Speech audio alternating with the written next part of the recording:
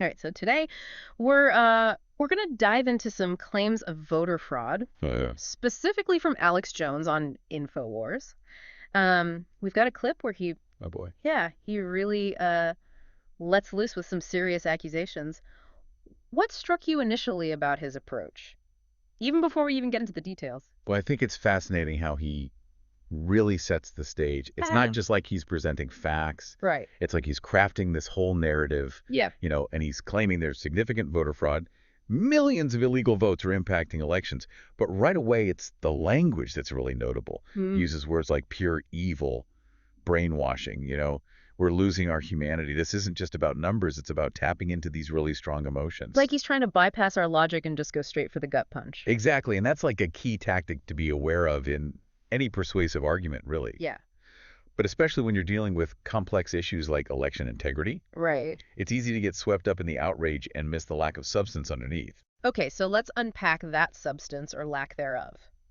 So Jones's central claim is this massive voter fraud, primarily through illegal immigrants and deceased people voting. Right. He throws around terms like government admissions and mentions a Pew Research study finding millions of dead people registered. Yeah. But it's all very vague. Does any of this actually hold up under scrutiny? Well, this is where you really need to start thinking critically. Yeah. You know, Okay.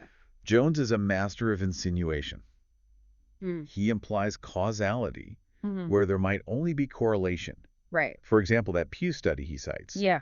Yes, it found registration discrepancies, but that doesn't automatically equal fraudulent votes cast. Right. It's like saying lots of people own kitchen knives, therefore knife crime must be rampant. Right. It's a leap in logic. So it's about looking for the quality of evidence, not just the existence of some data. Precisely. Yeah. What's missing is the concrete proof, Yeah. Yeah. The statistically significant analysis of voter rolls showing patterns impossible to explain by error.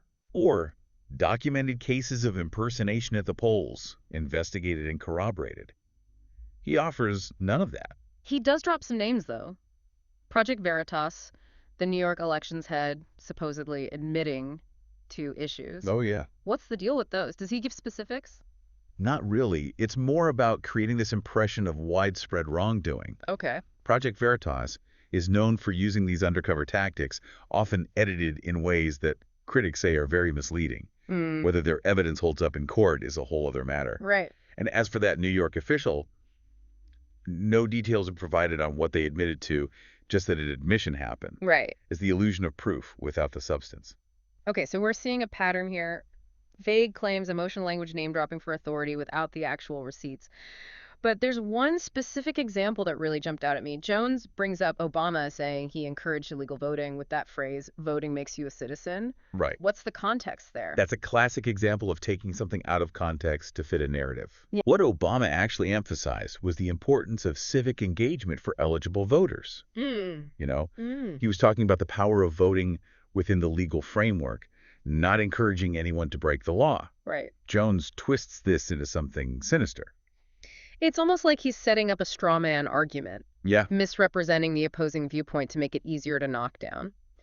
But let's move beyond these individual claims for a second. Oh, yeah? What's the bigger picture that Jones is trying to paint here? Well, he's connecting voter fraud to this larger narrative about media manipulation and attacks on a particular candidate. In this case, Trump. Right. He claims that the mainstream media dismisses any evidence of fraud and calls those who question the election discredited jokes, positioning himself as the sole truth teller. Right. It creates this us versus them mentality, which can be very appealing to those who feel distrustful of institutions. But doesn't that also play into a very human desire for simple answers in a complex world? This idea that there's like a singular, easily identifiable enemy to blame for all our problems. Absolutely. And that's where we move from simply debunking Jones's claims Yeah. to understanding the broader appeal of this type of rhetoric. Yeah. Why does it resonate with some people? What needs does it fulfill? Which is a whole other layer of this deep dive. Yeah. And one I'm really keen to get into. But first, let's take a quick step back. Okay. Yeah. So we've talked about the emotional language, the lack of concrete evidence, the cherry picking of information. Right. But there's another layer to this that's important to recognize. Okay. The use of logical fallacies. Okay. Break that down for me. What do you mean by logical fallacies in this context? Well, these are flaws in reasoning that make an argument sound really convincing on the surface, but they fall apart under closer examination. Mm. And Jones relies on several of these. Like what? Well, for instance, the appeal to anecdotal evidence. Okay. He'll mention things like, I heard from a guy who knows a guy, or cite these isolated incidents like someone being harassed for wearing a certain candidate's shirt. But one or two anecdotes don't prove a systemic problem, right? Exactly. Anecdotes could be powerful for storytelling, but they're not statistically significant. Right. Jones also uses what's called the false dilemma fallacy. Okay. He presents the situation as black and white. Mm. Either you believe there's massive voter fraud or you're part of the corrupt establishment covering it up. No room for nuance or middle ground. Precisely. And that kind of framing shuts down critical thinking. Yeah. It discourages people from asking those tough questions, like what evidence supports this claim? What are the potential counterarguments?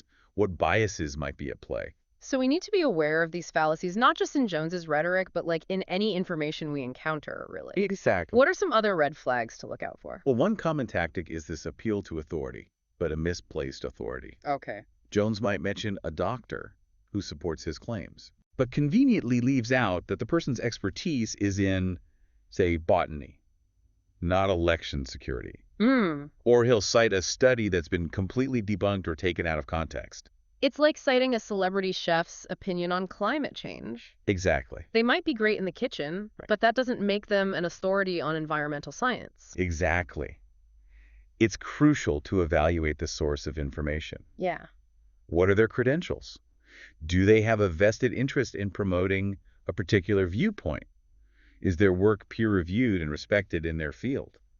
Okay, so we're talking about fact-checking, looking at the methodology, considering potential biases. Right. It seems like a lot of work. Yeah. Is this level of scrutiny really necessary every time we encounter like a piece of information? Doesn't have to be an exhaustive investigation every time. Okay. But developing these critical thinking skills helps us become more discerning consumers of information overall. Hmm.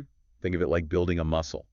The more you exercise it, the stronger it gets. So with practice, we can get better at spotting these red flags and recognizing when someone's trying to manipulate us. Absolutely. And it's not just about being cynical or distrustful of everything. Right. It's about engaging with information thoughtfully and asking the right questions.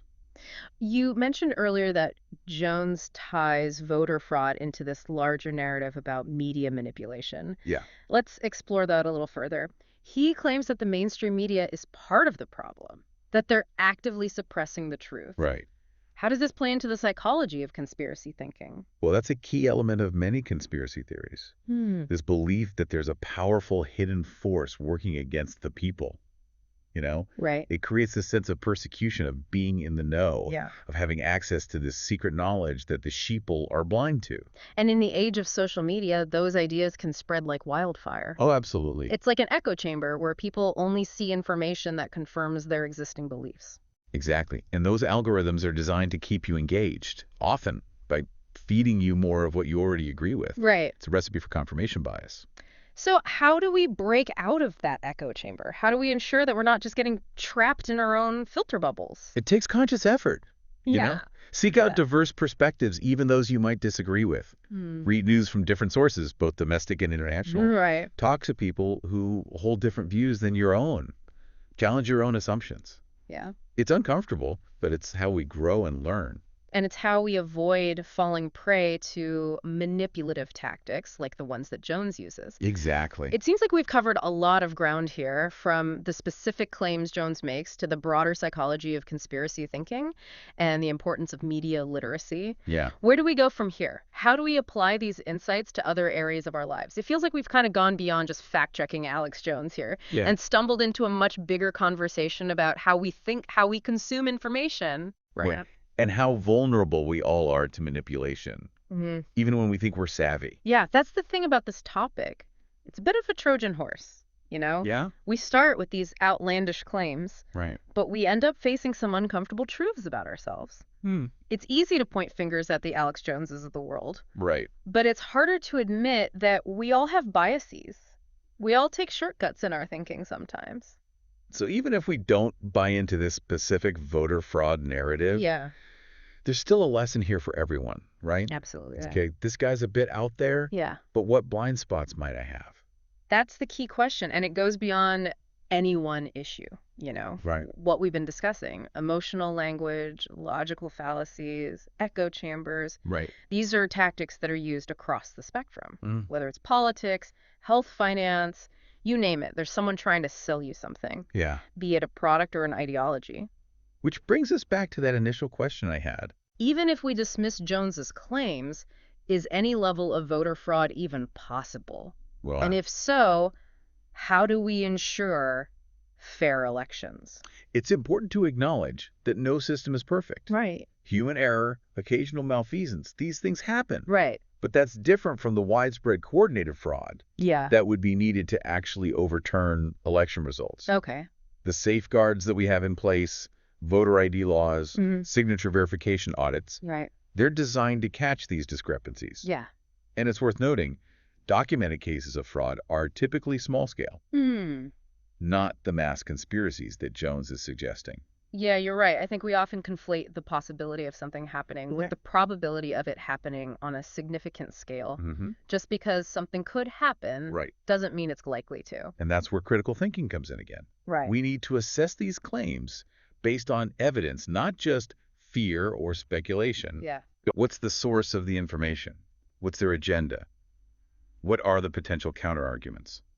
It sounds exhausting, frankly. Well, Do I have to become like a private investigator every time I cast a vote? it doesn't have to be that intense. Okay. But being an informed citizen means being an active participant in democracy.